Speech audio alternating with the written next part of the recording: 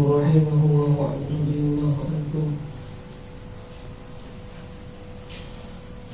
Al-hadits at-tasi' wal 'ishrun an Anas bin Malik radhiyallahu anhu qala Rasulullah sallallahu alaihi wasallam min iqtirabis sa'ah ay yural hilalu qabalan fa yuqalu lillaytaini wa an tuttakhadul masajidu turuqan wa ay yadhharu mautul fujaati rawahu Tabrani fi Shaghir. Hadis yang ke-29 daripada hadis-hadis mengenai tentang akhir zaman, bersumber daripada Anas bin Malik radhiyallahu an. Beliau mengatakan, qala Rasulullah sallallahu alaihi wasallam, bersabda Nabi kita Muhammad sallallahu alaihi wasallam, min iqtirabis sa'ah, hal-hal dari yang dekat daripada hari kiamat, artinya daripada tanda-tanda yang mendekati hari kiamat, yaitu an yural hilalu qabalan, ya akan dilihat, akan terlihat itu yang namanya hilal qabalan, dengan nyata.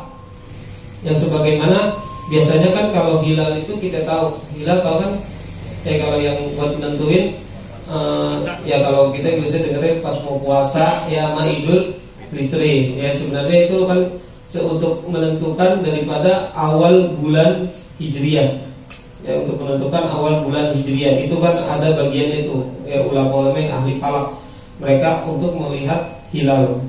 Nah, ini nanti di hari kiamat itu hilal itu begitu nyata.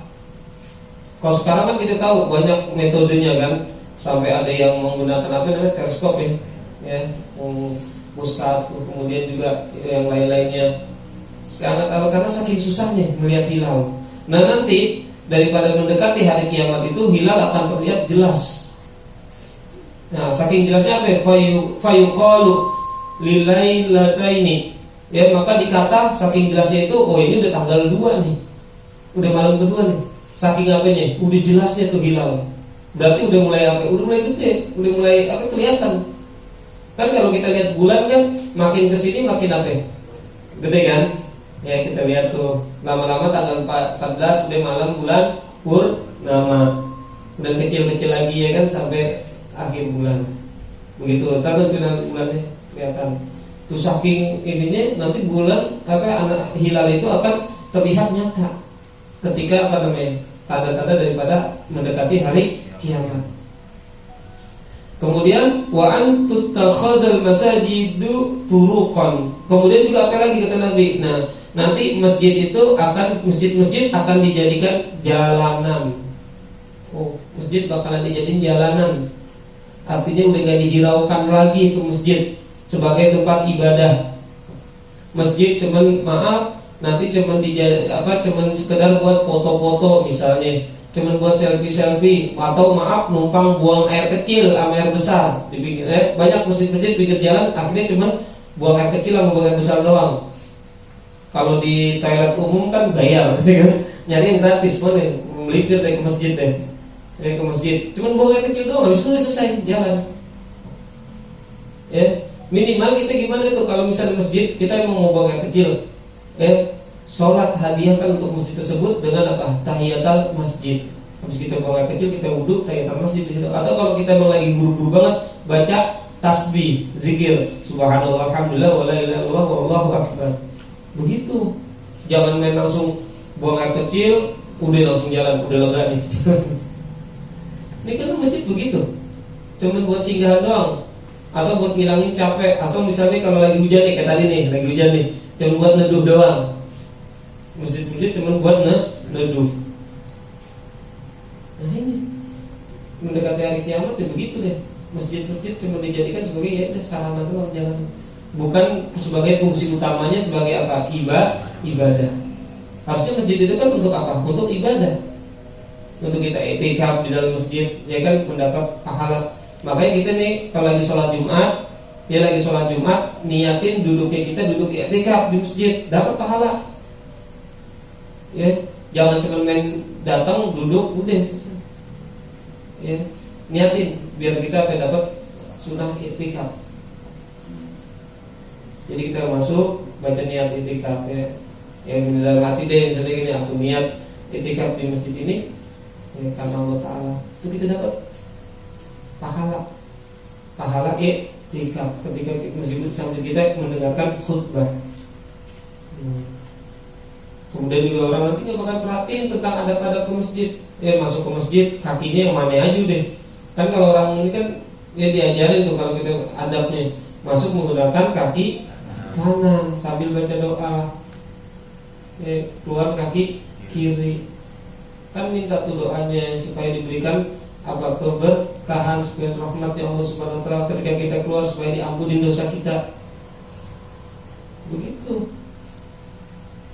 Nah ini nanti akhirnya udah masjid cuma buat itu aja deh, pajangan. Orang akhirnya lebih banyak untuk kegiatan mobilisasi segala macam, akhirnya masjid dikalahkan. Kenapa? Karena masjidnya udah nggak ini lagi, nggak difungsikan sesuai lagi, bukan untuk ibadah lagi. Masjid banyak cuma sepi, udah gitu kan, ya sepi atau nggak sesuai dengan fungsinya. Ya, makanya masjid kalau misalnya ini kan enak kalau misalnya ada kegiatan-kegiatan, makanya tuh pengurus-pengurus masjid yaitu mereka mengemban tugas mulia. Makanya yang diperhatiin, maaf, bukan cuma sekedar bangunannya aja, ya, bukan sekedar bangunan fisiknya aja, tapi bagaimana kemakmurannya, ibadahnya gimana, kemudian pengajiannya gimana, tuh mesti diisi gitu kan. Makanya disebut dengan DKM kan, Dewan Kemakmuran Masjid. Ya, supaya gimana nih, supaya ada kegiatan majelis taklim kah, ya kan, kemudian misalnya mau ngadain sholat malam sebulan sekali misalnya gitu program. Jadi biar biar masjid itu ramai untuk kegiatan ibadah, bukannya cuma nanti akhirnya orang cuma sekedar tadi numpang nongkrong doang. Wah udah hujan nih, doang, hujan reda pergi aja deh. Ya kan, kalau jangan sampai sholat alhamdulillah, ya masih mending sih dia mau ke masjid. Tapi kan kita sedih kalau begitu, ya minimal dibaca zikir di situ. Jadi masjid enak, dan juga yang wakafin seneng nggak kira-kira? Seneng yang wakafin. Nih kayak ini nih dalam musola nih, pakai buat ngaji nih malam, seneng yang wakafin. Seneng nggak? Ya seneng, gembira. Kalau beliau sudah almarhum, sudah meninggal, gembira di alam kuburnya, alhamdulillah. Ya kan, wakafku bermanfaat untuk umat. Ada isi pengajian di situ, senang nih. Nah, makanya juga kalau misalnya ada anak-anak di masjid, jangan kita main marahin aja dia bercanda, ya. Perlu kita ajarin cara-caranya supaya mereka terbiasa gitu, ya, supaya terbiasa. Kan nanti yang makmurin yang mereka kan penerusnya, dia kan mereka penerusnya. Makanya alhamdulillah, ya mudah-mudahan kita berdoa, mudah nanti masjid-masjid semuanya bisa menjadi seperti zamannya Rasulullah SAW, ya, sebagai tempat kebangkitan bagi umat muslim, ya, dari masjid ke masjid insya Allah. Kemudian wa ayyazharul mautu fujaati.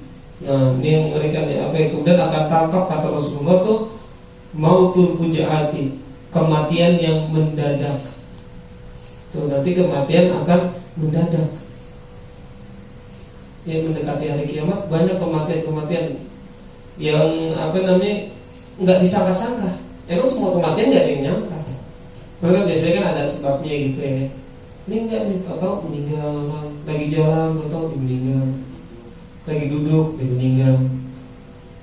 Ya. Kan kayak misalnya kalau orang tuh yang dulu yang pertama-tama kita dulu waktu pertama corona nih, ya covid kan tuh, video kan nyebar kan tuh macam-macam yang orang lagi diri atau jatuh meninggal, ada kan dulu begitu. Ya Allah alam, kita nggak tahu benar apa enggaknya tuh. Sampai dia benar, ya Allah ini tanda-tandanya. Ya kalau kita lagi ibadah enak kayak begini nih, kita lagi duduk tahu Allah panggil nggak jadi masalah, alhamdulillah. Iya kan? Ya emang kita kalau bicara misalnya emang nggak takut sama kematian. Kematian itu mau kita takutin dia bakalan datang, mau kita berani juga bakalan datang. La yastakhiruna sa'atan wa la yastaqdimun, nggak bisa dimundurin. Ya sebentaran aja nggak bisa juga dimajuin. Mau kita berani, mau kita takut bakalan mati. Mau yang tua, mau yang muda bakalan mati. Mau sehat, mau sakit bakalan mati. Cuma kan kita nggak tahu nih dalam keadaan apa, itu dia. Yang penting dalam keadaan ibadah, dalam keadaan yang baik, yang disebut dengan husnul khatimah. Itu kan permohonan kita, ya kan, permohonan kita supaya ya Allah jangan panggil aku kecuali dalam keadaan husnul khatimah. Kita nggak tahu, orang tidur aja ada yang mati, ada nggak? Nah, ada, mau tidur tahu dia mati, bangunin nggak bisa bangun lagi, ini masalah. Tuh, kematian mendadak bakalan banyak terjadi nanti. Ya. Bisa misalnya dalam keadaan total musibah, ya kan? Bisa Allah Allah hancurkan suatu kaum, bisa terjadi. Mereka sedang terlelap tidur, tahu gempa misalkan, ya apa gunung meletus atau apa yang namanya. Nah ini, makanya kan kalau kematian, kita bicara kematian, yaitu kan nasihat yang paling paling baik, paling mempan dah. Nah kalau udah bicara kematian udah gak ada yang bisa nolak. Siapa yang bisa nolak kematian? Ada yang bisa? Kita ada yang bisa? Gak ada. Iya kan? Gak ada yang bisa. Udah bakalan tuh, pasti bakalan datang. Nah ini makanya perlu kita persiapin. Ini yang harus kita persiapin. Makanya kan kita mengajak sama-sama di sini kita untuk menuju lebih baik lagi. Kan kita emang ya iman kita begitu deh, naik turun ya kan. Kalau lagi di pengajian, di majelis, di masjid, ngumpul sama orang-orang soleh, alhamdulillah iman kita naik. Ntar keluar dikit aja, oleng lagi. Ya kan, begitu. Ya, tapi itulah manusia. Ya, iman kita yazid wa yanqus. Cuma kita berharap ketika Allah panggil, iman kita lagi naik. Nah, kan tergantung kebiasaan kita. Bagaimana kebiasaan kita selama hidup di dunia ini? Ya, istilahnya prosentasenya seringan kemana nih? Ya kan? Wah, ini imbangnya misalnya gitu.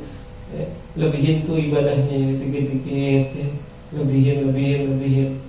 Yang penting istiqomah. Kan ibadah biarpun sedikit, kalau diistiqomahin lama-lama banyak. Ya sama aja kayak dosa, perbuatan dosa, sedikit-sedikit lama-lama banyak tanpa disadari, kan gitu. Makanya kita sering-sering ya untuk membaca istighfar itu ya. Yang sering kita sama-sama mengajak. Ya sama, kita juga banyak dosanya. Ya, kita juga banyak kekurangannya. Saling sama-sama supaya apa ya? Supaya kita semua mendapatkan ridho Allah Subhanahu wa Ta'ala. Karena itu yang kita cari. Ya. Insya Allah, wallahu a'lam